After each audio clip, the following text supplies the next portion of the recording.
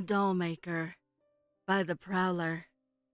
The shop owner on Shadow Lane was a well-respected gentleman of his community. Children from all over the village would flock to Mr. Wilfred's doll shop. He was a warm, caring man who was generous to everyone who came into his shop. The parents and children loved him. His wife, also a pillar of the community, ran the pharmacy, and her homemade remedies and medicines were always a godsend to parents with a sickly child. But what the community did not know was Mr. Wilfred was a warlock, and his wife a witch. Not an evil witch, or warlock, mind you, but still the community wouldn't understand. One day, Mr. Wilfred's wife was in the back of her pharmacy, preparing a batch of new medicine for the upcoming flu season. The back door of the store was cracked open, and a teenage girl named Billy Stewart was walking by. What she witnessed would change the course of this village for generations to come. Billy ran home and told her parents she saw the wife of Mr. Wilfred using witchcraft. They asked her what she saw. Billy told them she saw her brewing her medicine, but she wasn't holding anything. The items were floating around the room, and she was controlling everything by the movements of her hands. After this, Billy's parents took her to the town elders and told them what had happened. Soon after, Mr. Wilfred and his wife were arrested. But after a short investigation, Mr. Wilfred was released. There was no evidence of him doing any witchcraft, and he was a beloved member of the community. His wife, on the other hand, was not as fortunate. Mr. Wilfred begged and pleaded for the village to spare his wife, but his words fell on deaf ears. She was hanged and burned at the stake, and buried in an unmarked grave where even he couldn't find it. Mr. Wilfred ran back to his shop, threw open the door, slammed it shut, and began to cry uncontrollably.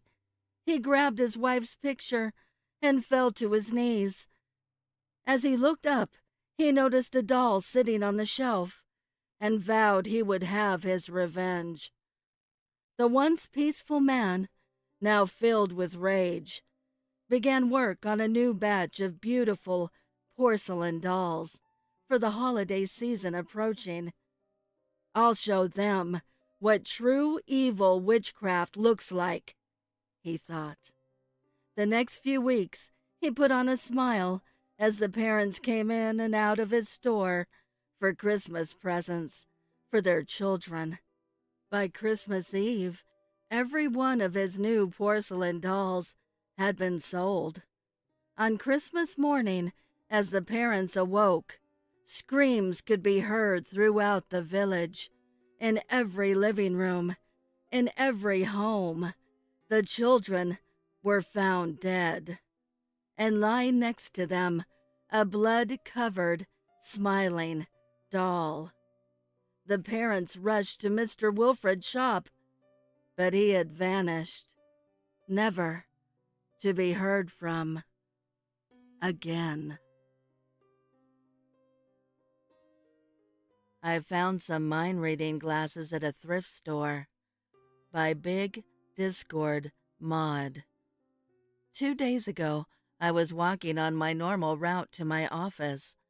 I passed by a little alleyway that I must have passed by 100, 1,000 times before, but that day it seemed a little different.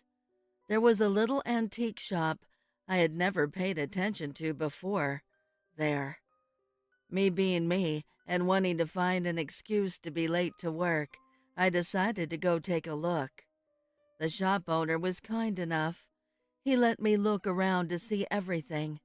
I found a pair of cute glasses and figured that they would be fun to wear for a day.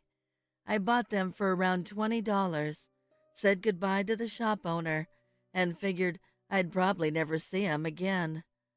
I went home that night and decided to put them on and asked my wife how I looked in them. She told me that I looked silly, but when I looked at her, I could see a small thought bubble next to her head with a, "He's annoying. Why doesn't he get a promotion already?" in them. I took the glasses off so I could blink my eyes, but they were gone. I put the glasses back on, and there they were again. I looked at my daughter, who's in kindergarten, next, whose thoughts were, of course, "I don't want to do the homework. I want to play." I looked at the dog, and its thoughts were, "The other dog in the park felt pretty good today." I didn't look further at that one. So I had just found mind reading glasses? That's insane. But did I want that kind of power? No. I put the glasses down on my desk and left them there. I took my pills and went to bed. The next day I went to work as usual, except I could see all my coworkers' thoughts. My coworker Kelsey thinks our boss is annoying. I agree.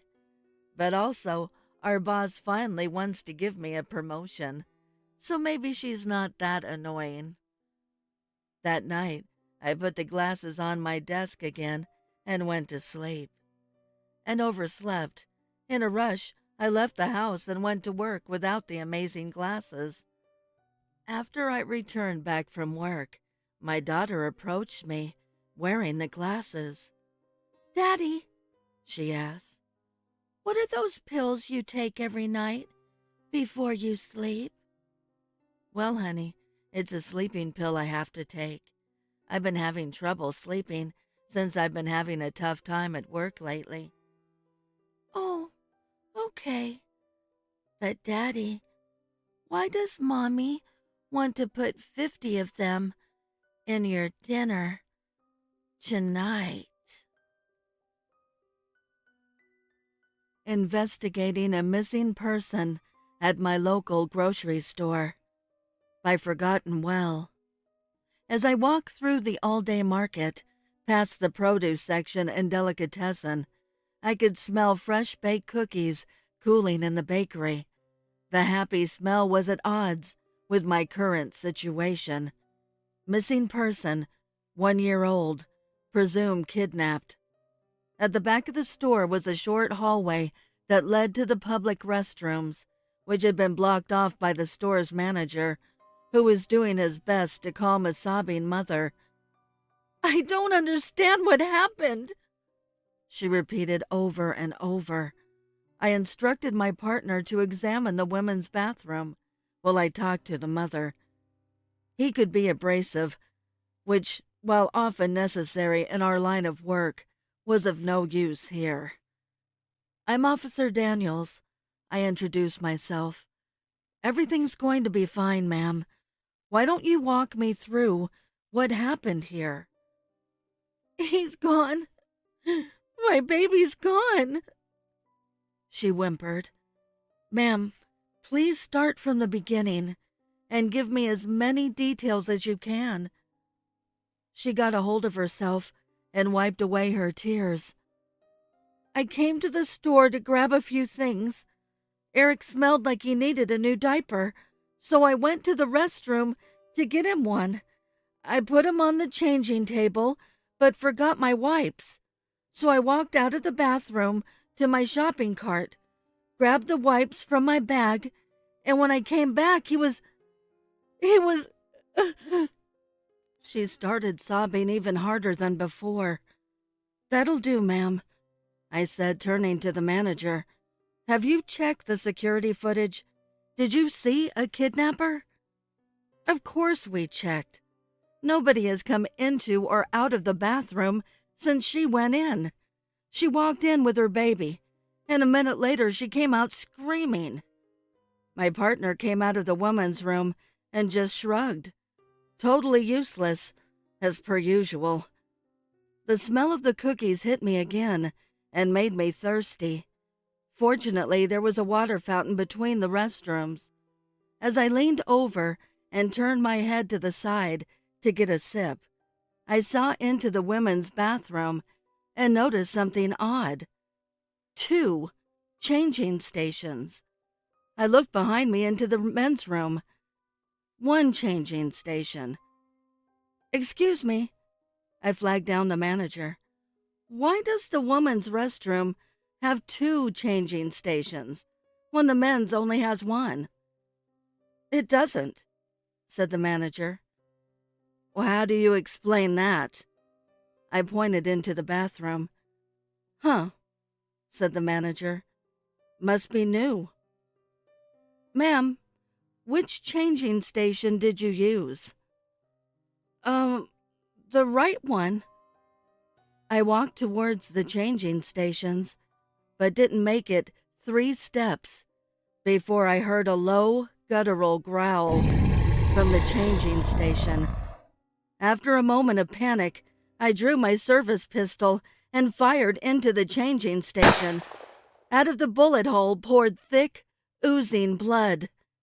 The changing station swung open, revealing 2 rows of razor-sharp teeth. "God help us," I said to myself, before yelling at my partner to evacuate the store. I worked at a Halloween store that sells cursed costumes by TheBatBelfry. It was around September when I was just looking for a temporary job. I applied everywhere I could think of, from grocery stores to arcades. I will admit, though, that I may have purposefully focused on applying to places I felt would be either a breeze to work in or fun. It was getting dark, so on my last job-finding trip, I decided to go home and figure it out next weekend. I cut through an abandoned mall to save time when I came across a Halloween store in the center. During the scary season, it's common for various Halloween stores to open in abandoned areas, but in the middle of an empty, dead mall was just unusual. The store also didn't look anything like the other ones. Probably another company trying to get into the competition.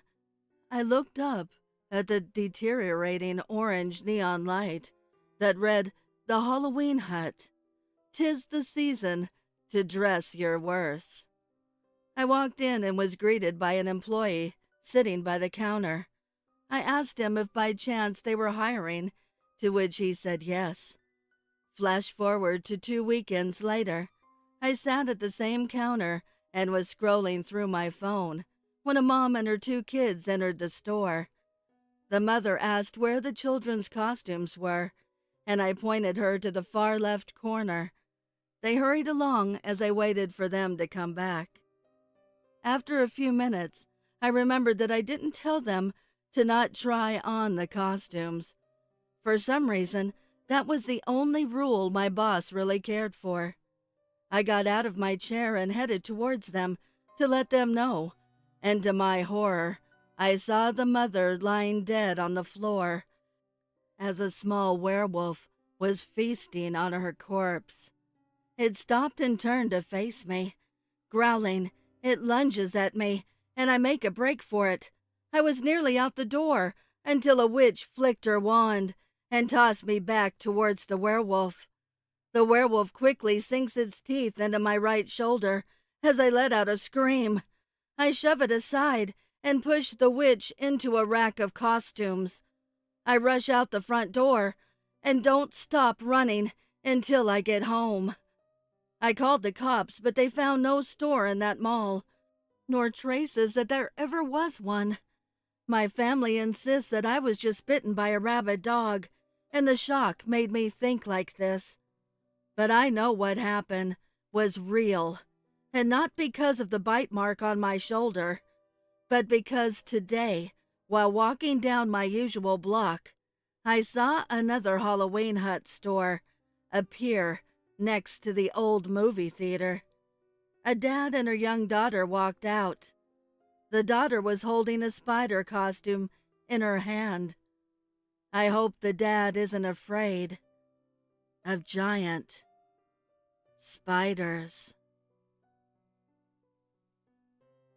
Mr. Mad Mundy's Magical Toy Store. Author deleted. Randall was running down Main Street with his two best friends, Buddy and George. George yelled out, "I heard that in a few years, like 1958, we'll have flying cars and X-ray vision." "That's a bunch of baloney, you chowderhead," yelled Randall. "Stop!" screamed Randall. "We're here." "Mr. Mad Mundy's Magical Toy Store," said the sign painted across the storefront window in bright green and red letters with gold outlines. The boys stood in awe, pressing their faces up against the glass to get a look inside. It was still 3 days until the grand opening, and the three of them could hardly keep their excitement from showing.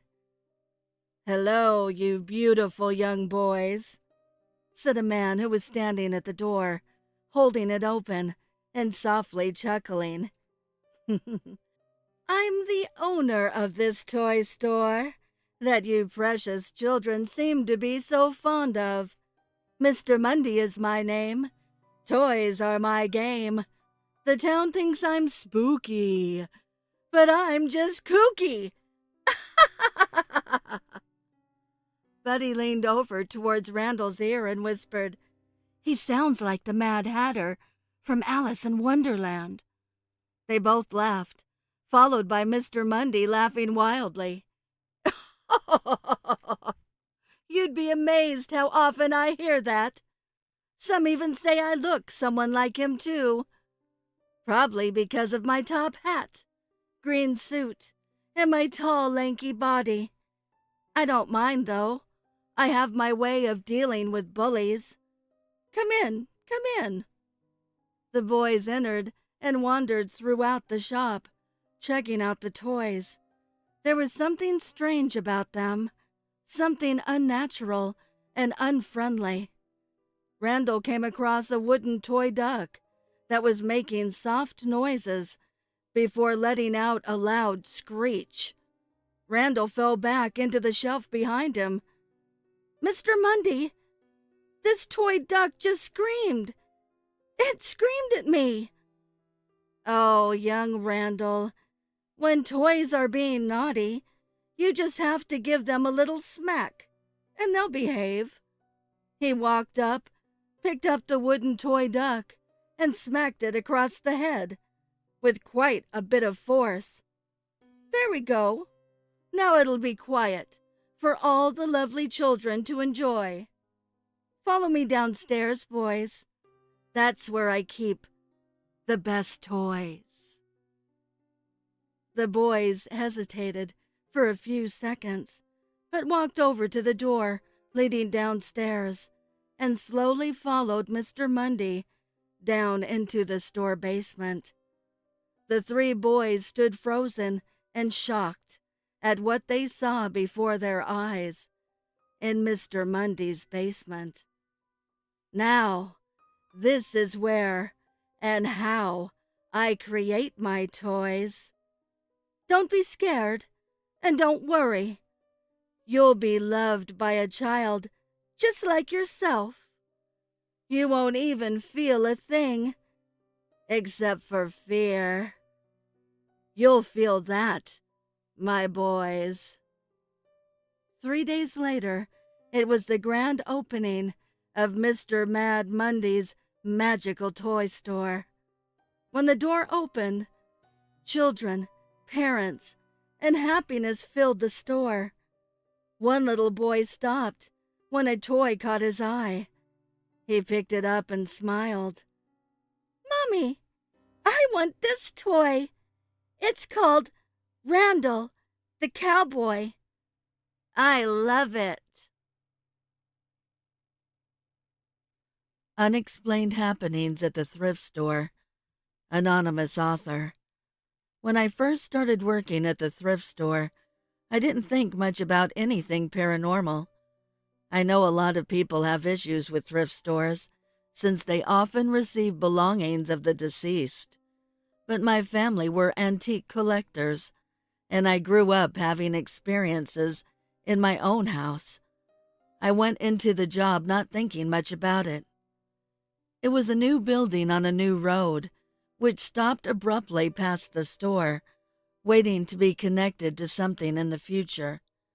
I'd go behind the building sometimes with my coworker, and we'd walk around back there, which was underdeveloped. It was a large open prairie with tall mounds and farmland further back.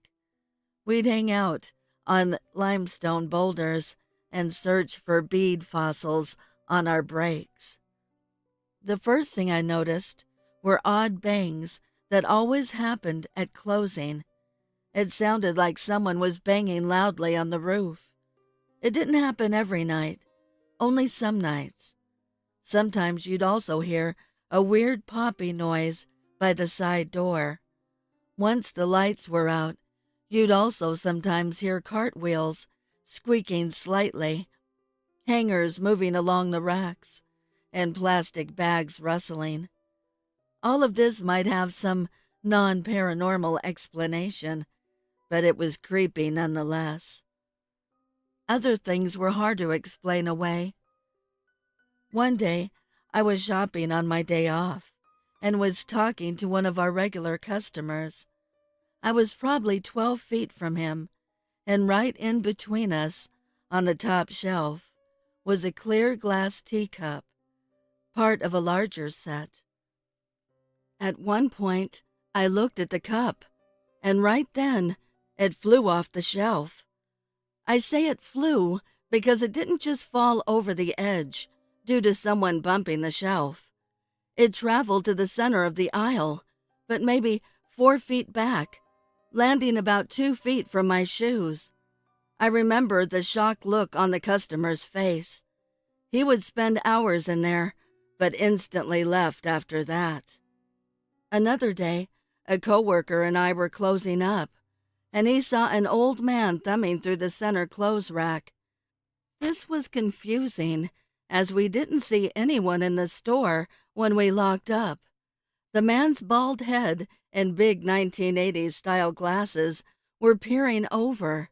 Annoyed, my coworker confronted the man, telling him he had to leave and that they were closed. The man didn't move, so my coworker walked to the other side of the rack to ask him to leave again, but no one was there. That same week, a music box randomly started playing full blast after we turned the lights out, creeping us all out. One other incident involved the sound of a woman humming. A coworker of mine said she heard it in a certain area of the store, but I didn't really think anything of it and figured she was just making things up. We'd notice an odd smell that would come and go in that same part of the store. It's hard to explain, as I don't know what it was. Kind of like weird, acrid burnt smell. Anyways, later that day, I was putting items out in that area, and I heard the humming. I looked around thinking maybe my coworker was doing it to mess with me, but no one was there. I never heard it again after that. The final thing I'll mention is how my boss felt about the place. She was a happy-go-lucky person, and I saw a different side of her when I'd come in for the morning shift. She always looked spooked and very quiet, so I eventually asked her if she ever noticed anything odd when opening up alone.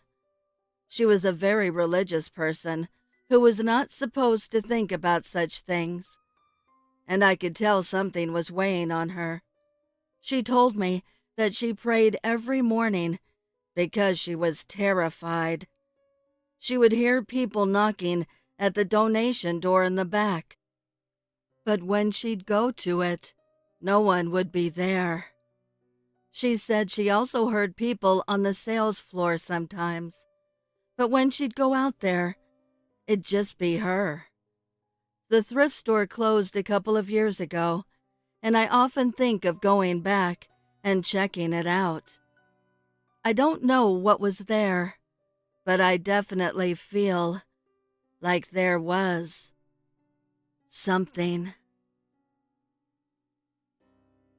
Parents, don't let your kids hide in clothes racks. Unknown author. About a month ago, my 5-year-old daughter, who I'll call Dee, got a sudden interest in photography. She probably saw someone with a camera on TV and decided that she wanted one. For 2 weeks, she begged us for a camera, and me and my husband decided that we wanted to support her and her interests. We bought her a simple and cheap digital camera and gifted it to her. We taught her how to use it, which wasn't much more than pointing and clicking, and told her that we would get her favorite photos printed. Dee took her camera everywhere with her and took pictures of everything. We often had to delete a lot of blurry photos to make room for more. She was very good at following rules, too, such as don't take other people's pictures without their permission, don't point the camera at the sun, and always wear the wrist strap. Me and my husband were very proud and hoped that we were raising a future photographer. Last week I had a day off, so I decided to go run some errands. I brought Dee along since my husband was at work and there was no one to watch her. She didn't mind, though. As long as she could bring her camera, she was happy. We ran by the post office, the bank, and lastly a large clothing store, as I needed a new blouse for a party that was coming up. Dee and I walked inside, and she instantly started to snap pictures of some sparkly dresses. I mostly ignored her as I looked around, but keeping her in the corner of my eye. I looked through some shirts on one of those round racks, and Dee decided to push through them and duck inside. She did this often, as many kids do. She giggled away, and I let her be and looked around at some other racks. After a few minutes, I called her, wanting to move on to a different section. She didn't answer me. "Come on, Dee. You can't stay in there," I said. I couldn't hear any giggling, and she wasn't responding. I walked over to the rack and spread the shirts to look inside. Dee wasn't there. I called out to her, telling her to come to me. I looked around, but couldn't see her anywhere. This is when I started to panic a little. I had been keeping my eyes on that rack. I knew that I didn't see her come out, but she had to be close by. I quickly walked around the area, looking inside other racks and calling out to her more. She was nowhere, and I started to really panic. I rushed to the checkout counter nearby and asked the cashier if she had seen her. "Is your child missing?" the cashier asked me. I told her the situation, and she spoke into the microphone on her collar. "We have a missing child, most recently seen in women's formal." My heart was beating so fast, and I could feel my face was red. I was embarrassed, worried that I looked like a terrible mom. But as long as Dee was found, it would all be okay. The other employees are searching the store for her now. "Can you tell me what she looks like?" the cashier asked me. I told her, and she repeated it into her microphone. "Okay, ma'am. Thank you. We have security by the front door to make sure she doesn't leave the store," she said. I didn't even want to think about the possibility that someone could take her. I went to look some more, calling out Dee's name, telling her that she wasn't in trouble and to just come out. Dee was always so well behaved.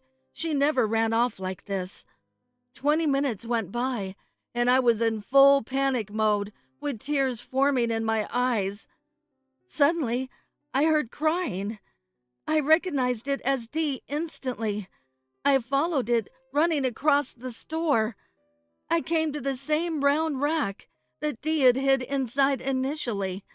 I looked inside, and sure enough, there she was. I pulled her out as she sobbed and picked her up. I assumed that she had gone back inside the rack when I wasn't looking. I asked her if she was all right and why she was crying. There was nobody, She said. I was confused and asked her what she meant. nobody anywhere. I didn't know what she was talking about, so I asked her again. All alone. She was in hysterics. I pet her head and went back to the checkout and told the cashier that I had found her. She said in her microphone that Dee had been found and called off the search. I was relieved, but worried. Did a stranger try to take her? Or did she just get lost for a bit? I took her home and put her in bed for a nap. I told my husband what had happened when he got home. Later that night, Dee was doing better. I asked her if I could see her photos from that day, as it always cheered her up when me and my husband looked at them. She gave me her camera, and I scrolled through the photos. There were some of the post office, some of the bank, and lots of photos of clothes. I cannot explain the last few photos. It was the clothing store, except there were no people. That didn't make sense, as there were lots of people in the store when we were there. There were lots of photos of the empty store, even one of the checkout counter, without the cashier there. She had taken a photo of the front door and several of the parking lot. The parking lot was empty. There were no cars, no people, nothing. You could see the street, and there was no traffic in sight. No wonder Dee had cried so hard.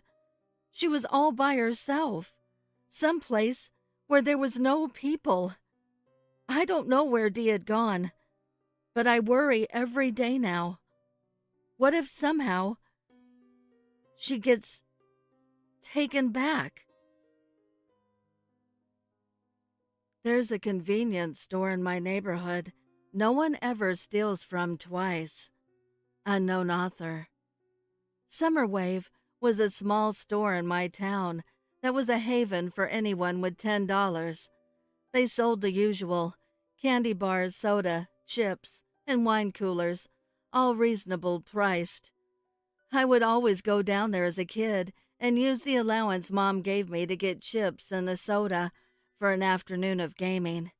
The store itself was cozy and welcoming, small rows of snacks with warm-colored walls and young manager's favorite vaporwave music playing on the radio. The manager, Tiffany, was a nice woman who would often leave the counter to do something on her computer. It wasn't unusual to walk in and think the place was closed because no one was there, but ring the small bell at the counter and she would come help you. I was an honest kid that always rang the bell to pay, but I noticed there weren't any security cameras. It was all too easy for a robber to just walk in, slip a soda into his pocket, and get out scot-free. I asked Tiffany how she stops theft in her store, but she just shrugged and said, "No one ever steals from here. Twice." I didn't see how she could possibly know if someone stole from there twice, seeing as she was always looking at her screen. But I do now. I walked to the store and saw police officers there. They were interviewing Tiffany. Apparently, a mile up the road, someone had just ran his car off a cliff. Upon inspecting the wreckage, the police found his brakes were cut. "Are you sure you didn't see anyone tampering with the vehicle? Sources say his last stop was here," the investigator asked. "No, I didn't even really see him come in." The detective folded his book and shook her hand. "All right, miss. Ring us up for 2 sodas and we'll be on our way." As the police walked away, I asked her myself, "Hey, so what was that all about?" She smiled, happy to see me. "That? Oh, apparently someone was in my shop, and I didn't know it. I thought I had heard someone come in, but I didn't hear him ring the bell. I came to the fast conclusion that they might have stolen something, the way they left so quickly. Well, I will take some donuts, please. She rang me up and I was on my way. That was the first strange encounter I had with the local legends surrounding that place. A week later, I had made a new friend named David. He was a cool kid, other than being a troubled delinquent. We were going to the Summer Wave store when David noticed that there was nobody inside, and Tiffany was in the back helping her daughter with her homework. "Bro, watch this." I watched as he snaked his way through the store and grabbed 3 cans of soda, 2 snack cakes, and chips. He had clearly done this before. "Bro, look. I didn't pay a penny." "You shouldn't do that. She's a nice lady." "Yeah, she's also dumb as rocks. Let's go play Left 4 Dead." After getting home that night, I went to bed, wondering if I should continue my friendship with David or find friends that didn't steal. I never realized that playing Xbox with him that night was one of the last nights I would spend with him. The next morning, I heard news that David died in his sleep. A heart attack. His mom wept bitterly, and his dad didn't want to come out of the house. Soon it would be my turn to face the horror that brought his untimely end. It was a month later, and I was at the end of my money. The heat was oppressive. I would give anything for a can of soda. August was not forgiving, and as I walked past Summer Wave, the heat made me crazy enough for an idea. I would sneak in while Tiffany was napping and steal 2 cans of soda. One for the day and one for tomorrow. Then as soon as I can, I would pay back Miss Tiffany as soon as possible. I crept in like a bandit, hoping no one would see me, as I was worried someone might walk in. But I was quick enough. I got 2 cherry sodas and ran out. I thought I would get off, no consequence. I was wrong. That night I went to bed with the fan blowing on me, and I was just about to fall into slumber when I noticed the fan go off, and a dark, malicious presence behind me. I was trapped in sleep paralysis, facing the wall, too terrified to turn around and see the thing lurking over me. "Thief! Thieves aren't allowed in this neighborhood."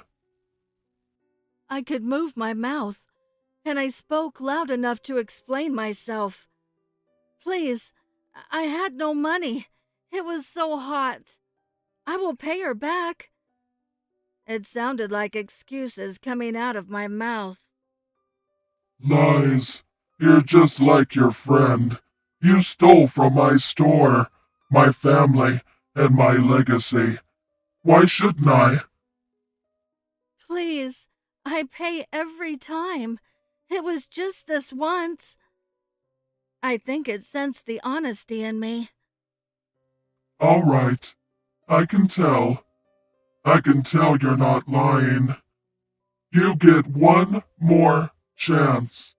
But steal so much as a candy bar, and it will be the last time you do."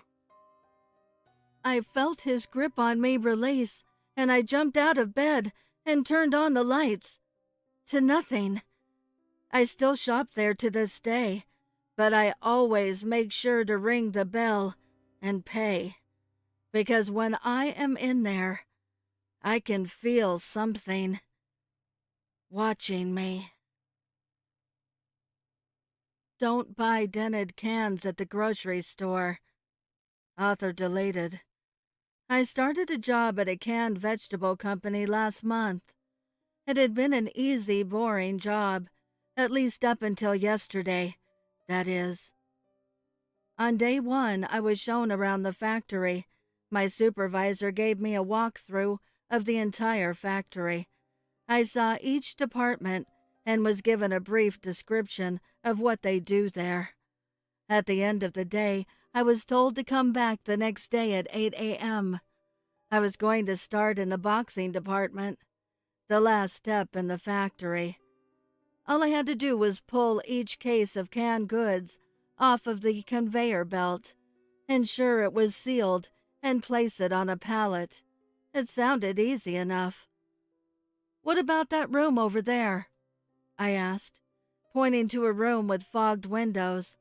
I could see conveyor belts going into it and coming out of it, but unlike the rest of the facility, it was closed off. All the windows were fogged, so you couldn't see inside. My boss sighed and gave me a look that told me he was tired of people asking about that room. "That room is off limits. Only restricted personnel are allowed in there." The next morning I started my shift.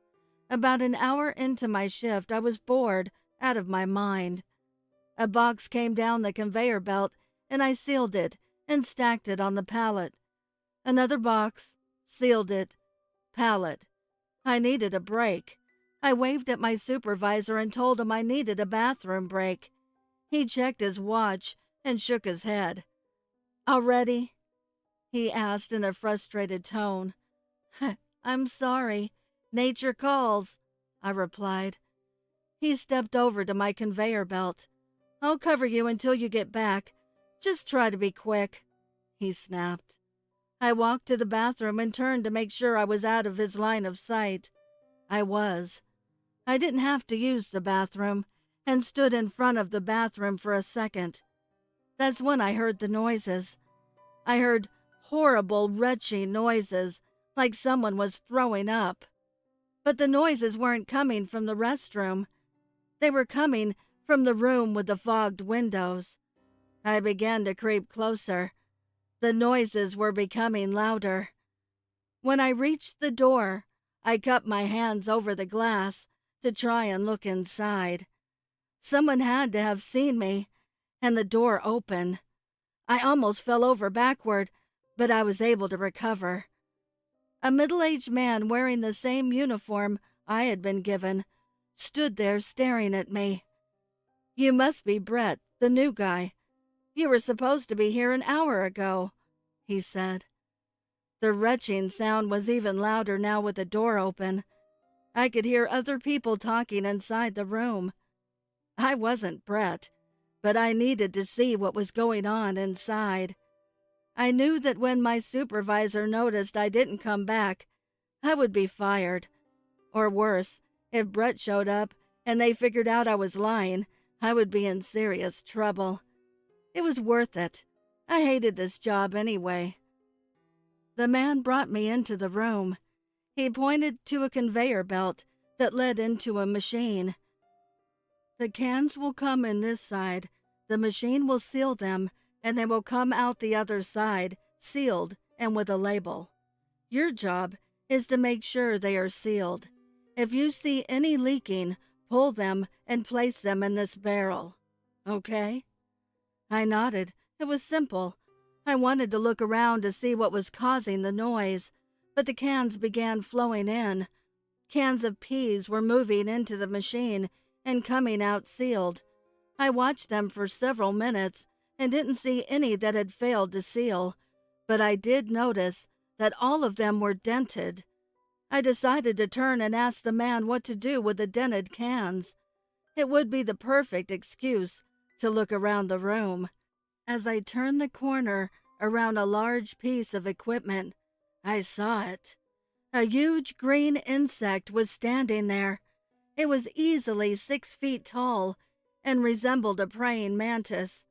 The creature was chained to the floor and vomited violently into a 55-gallon barrel. 2 men were scooping the vomit and pouring small amounts into each can of peas as they passed by. I screamed in disgust. The man who had led me into the room turned to me. He ran over and began to yell at me. "You need to get back to your station. If one of those cans gets through unsealed, it can ruin everything. Within hours of being exposed to air, these eggs can hatch." He screamed at me. Eggs? What the fuck is that thing? I demanded. Fuck! Tom didn't brief you before he sent you down here? He asked. I said nothing. I just stared in horror at the giant insect. Yeah, eggs. That thing is an alien. We have an arrangement with these species. It stays here, lays eggs, and we spread them through the food chain. We estimate about 1 in 100 eggs that are consumed by a human will hatch, consuming the human from within, he explained. Why would you do this? I asked. I wanted to puke. The huge insect was staring at me while it continued to vomit. Brett, you were supposed to have been up to speed already. We don't have a choice. They supply us with tech, and we have to offer hosts to incubate their offspring. The cans are dented so we can track how many we put into circulation. And at least the only people that will be lost are poor people and cheap people looking for a bargain, he told me. That was it. I couldn't hold back any more. I ran to the trash can and vomited. The man patted me on the shoulder. Brett, I need you to get back to your station. Besides, it's not half as bad as what they're doing with the corn. Me and some friends prank called my work last night. Deleted author. I was hanging out with 2 of my friends who I work with at a retail store. One of them decides to scare his mom by prank calling the store. You see, our manager has a pre-recorded thing on the store voicemail if the place is closed, which he says something like, "Thanks for calling Save More. We are closed, and we will be opening again at," and so on and so on. So we were in his living room, and his mom is sitting at the table in the kitchen, about 10 feet away. It was almost midnight, and the store closes at 9, and everybody leaves by 9:30. The alarm won't allow anybody back in until 6 a.m.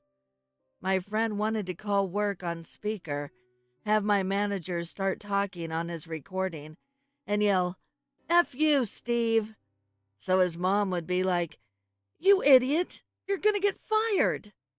But he wouldn't, because it's pre-recorded and not recording any conversation until after a certain point. So he nudges at me to set him up, so his mom would hear. I say loudly, "Hey, I think Steve is at work." He wasn't. I closed that night with him and he left. "Call and ask him the schedule for tomorrow." He goes, "Yeah, good idea," and dials the phone. The tone is ringing, and he's looking at me smiling. Phone on speaker. It would usually ring once, then go to the message. But it rang like 4 times. Then we heard the sound of the phone being picked up. We hear a female voice say, "Thank you for calling Save More. How may I help you?" His smile disappeared, and there was a moment of silence as we all just looked at each other, confused. Hello?" he asked. "Yes, how may I help you?" the voice replied. "I'm sorry, this is Save More, right?" "Yes, it is, sir. How may I help you?" "Who is this?" he said back. There was a pause, and we were all silent, waiting for a response. We could faintly hear the background music that plays in our store 24/7. After about 10 seconds of silence, the other line hung up. His mom asked who that was, and we said we didn't know. It didn't sound like any of our co-workers. We called again, and this time the dial went once, then went to the manager's pre-recorded message. We called 3 more times, and every time it was our manager's message. Nobody picked up again. The next day at work, we brought it up to our manager. He said it would be nearly impossible to get in with the alarm on, and even then, the message is set for the server, which is controlled by corporate offices, so it is not possible to even disable it from our store. We insisted it happen, and we went to check the security tapes, for the camera pointed at the registers in the front, where the phones are located. Our call was at 11:48 p.m. We ran the tape from 11:40 till 12 a.m., slowing down the footage around 11:46. The tape wasn't tampered with the entire time, and it didn't show anybody in the store. I would like to give a heartfelt thank you to the special friends of the channel for your overwhelming generosity. If you would like to support the channel, the link is below in the description. Also, please send me your stories and poems to duchessofdarkness27@gmail.com. You can also find me on Instagram at duchess.ofdarkness and Twitter at duchessofdarkn2. I want to thank all my listeners for your kindness, your encouragement, and your support. It means the world to me. Thank you for joining me. Until next time.